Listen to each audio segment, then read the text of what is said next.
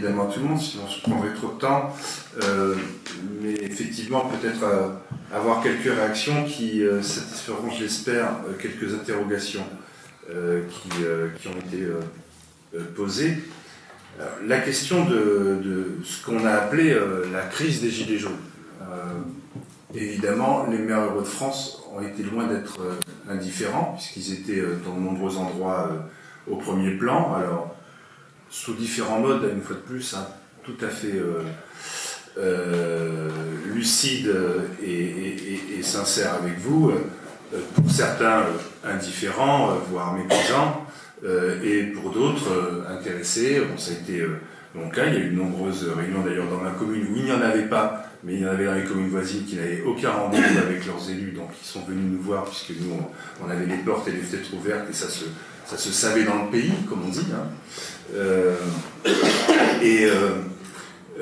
Je voulais vous rappeler que la question des cahiers de doléances, hein, qui a été posée, qui nous intéresse au plus haut point. D'ailleurs, on a eu des échanges, les échanges avec le directeur de l'association il n'y a pas longtemps.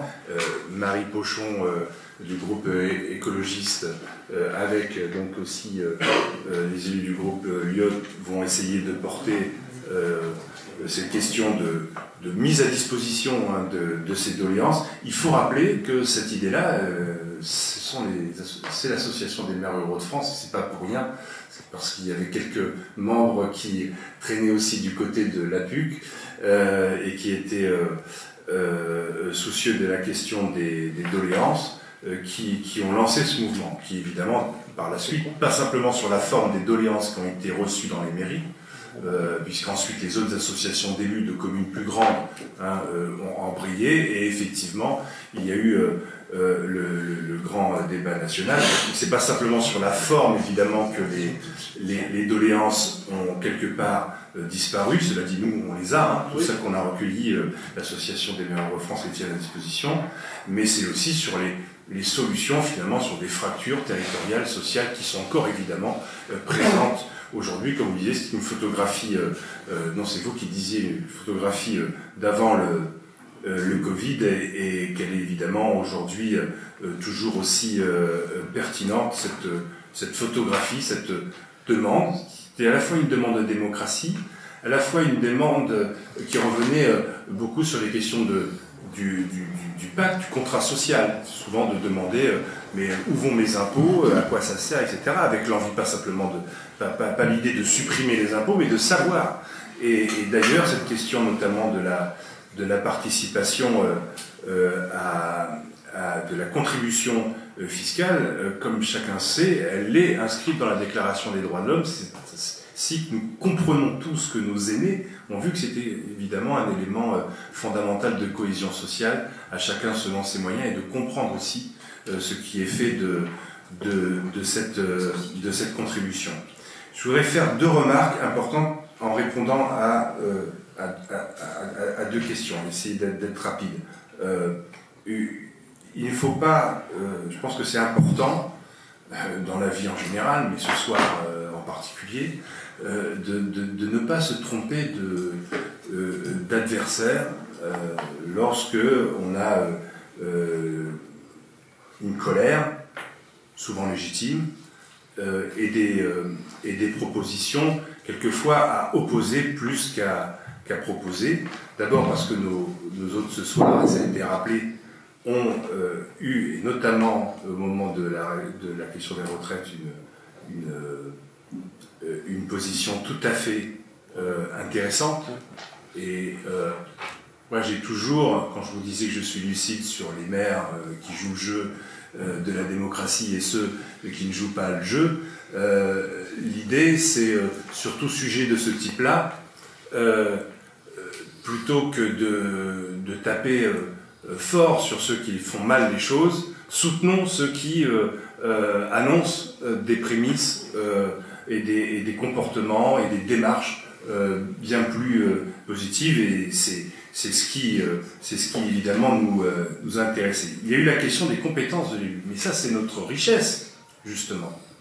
Et là aussi, ne pas se tromper de combat.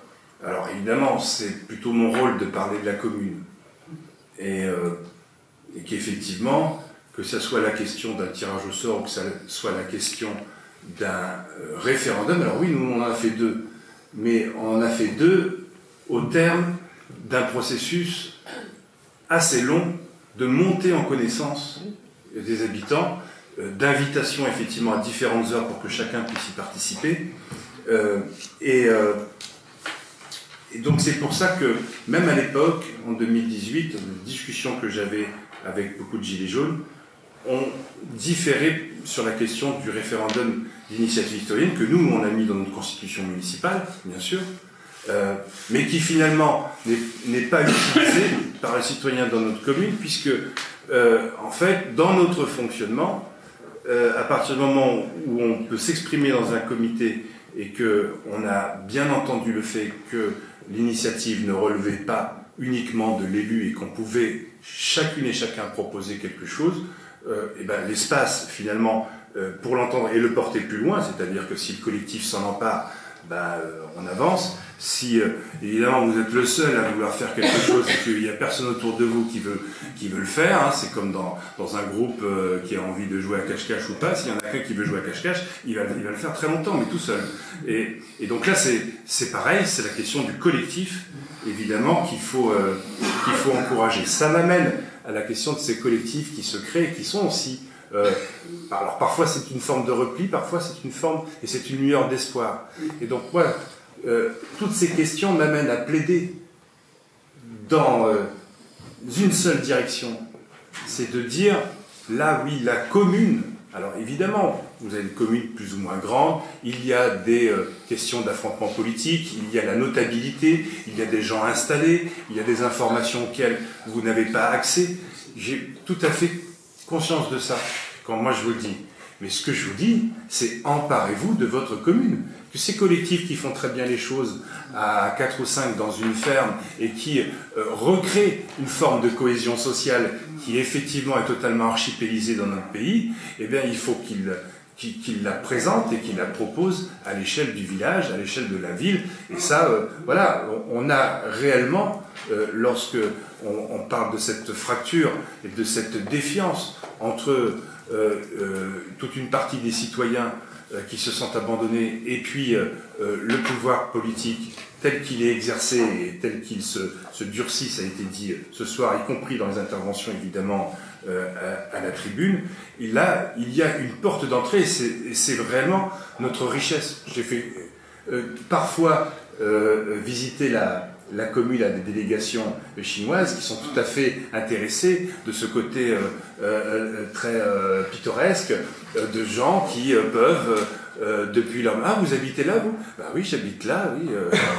J'habite là, j'ai été élu là, et en plus, j'ai été élu au terme d'une démarche collective, et je leur explique tout ça, ils sont tout à fait intéressés. Finalement, je réinvente le communisme à leur place, d'une certaine façon, je pense au plan théorique et pas pratique, là où effectivement, vous savez que en Chine, on administre, en fait, on nomme quelqu'un pour administrer un territoire. Donc nous avons cette richesse-là de pouvoir choisir nos élus parmi nous et donc de pouvoir légitimement en être un chacun, à l'échelle locale.